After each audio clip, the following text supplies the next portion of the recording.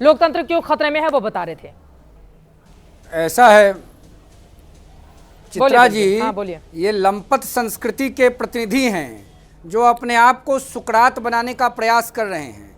सुकरात का न प्रवचन सुना जाएगा कि लंपट संस्कृति के प्रवक्ताओं का प्रवचन हम लोग बैठ के सुनेंगे। ये लंपट लोग हैं। इस देश में लोकतंत्र का बुनियाद के खिलाफ पहला बिया इंदिरा गांधी ने 1971 में राजनारायण जी का वोट चुरा के आज जबरन अपने प्रभाव का फायदा उठाकर सर्टिफिकेट लेके किया था।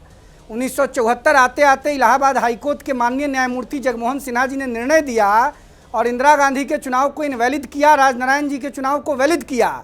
घबराई हुई, बिलबिलाई हुई, तमतमाई हुई इंदिरा गांधी ने इस देश में इमरजेंसी इम्पोज कर दिया और उसके खिलाफ लोकनायक जयप्रकाश नारायण जी के नेतृत्व में बिहार से आंदोलन शुरू हुआ और पूरा देश कांग्रेस के खिलाफ खड़ा हो गया। 47 से 77 30 साल कांग्रेस, 80 से 89 9 साल कांग्रेस, 91 से 96 5 साल कांग्रेस और 2004 से 14 10 साल कांग्रेस। 54 साल कांग्रेस सीधे सत्ता में रही और चंद्रशेखर जी का 4 महीना, देवेगौड़ा जी और गुजराल जी की सरकार को बाहर से समर्थन कांग्रेस ने दिया और 13 महीना 13 दिन 11 साल से भाजपा की सरकार इस देश में है। राहुल गांधी को विदेश की भूमि पर जाकर देश को कलंकित करने से बेहतर है कि अपनी दादी इंदिरा गांधी के कलंक पर चर्चा करें। देश के वैभव को और भारत महतारी की प्रतिष्ठा को अगर किसी जननेता ने बढ़ाने का काम किया तो उस व्यक्ति का नाम नरेंद्र मोदी जी है। तो आपके नानी का नाम लें। चुप रहिए, चुप रहो, फालतू बात मत करो। आइए अब लोकतंत्र पर चर्चा हो रही है क्या? ये बहुत गलत बात है। चित्रा जी काहे नहीं नाम लेंगे? खानदान के पार्टी तो नाम नहीं लेंगे। लालू यादव मुख्यमंत्री, तेजस्वी यादव डिप्टी सीएम, तेज प्रताप मंत्री, मिश्रा जी एमपी, नाम नहीं लेंगे। मुद्दे पर लोग खतरे में है कि नहीं?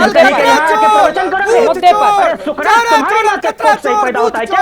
मीटर बंद कराइए इसका। ये चोर हैं, तुम अपनी माँ की बात मत करो। लालू यादव ने खानदान के फालतू लालू जैसा आदमी होना तुम्हारे नरेंद्र मोदी के बस की बात है। दंगाई बलवाई, अरे दंगाई बलवाई कैसी भाषा है इस्तेमाल कर रहे हैं भाई? ये बहुत गलत बात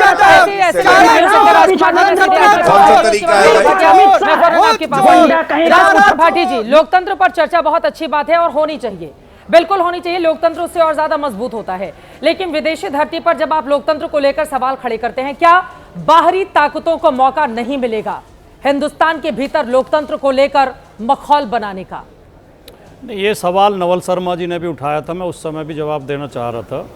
नवल शर्मा जी ने कहा कि बाहर विदेश की धरती पर देश के बारे में बोलना देशद्रोह है।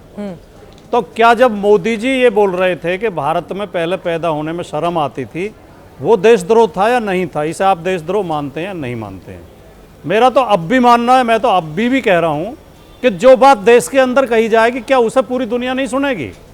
आज हर बात हर जगह पहुँच जाती है, कहीं छिपी हुई नहीं रहती है। तो ये बात ज़्यादा महत्वपूर्ण है ही नहीं कि देश में कही गई या बाहर कही गई।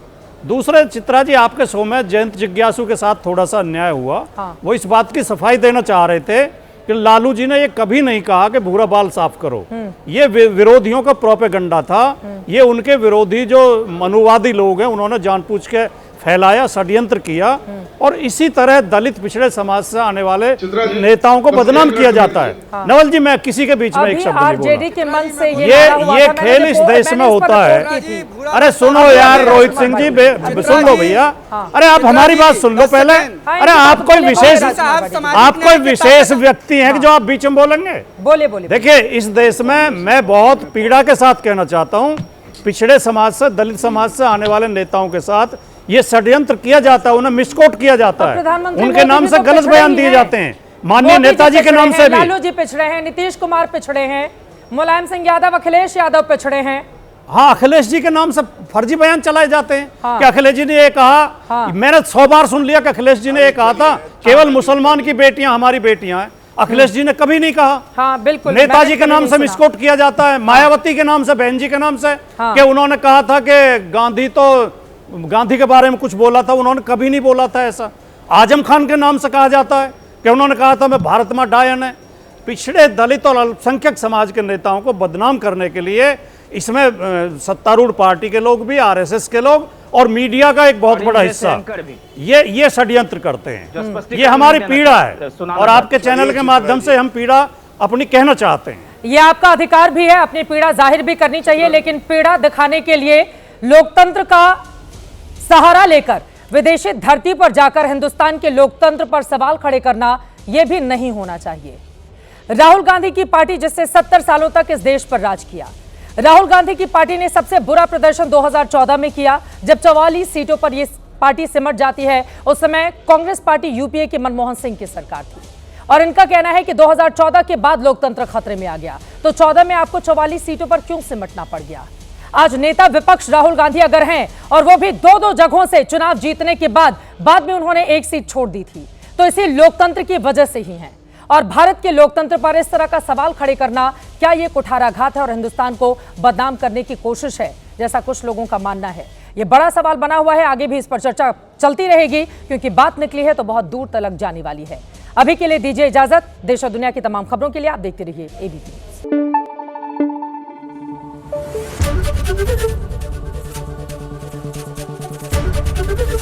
एबीपी न्यूज आपको रखे आगे।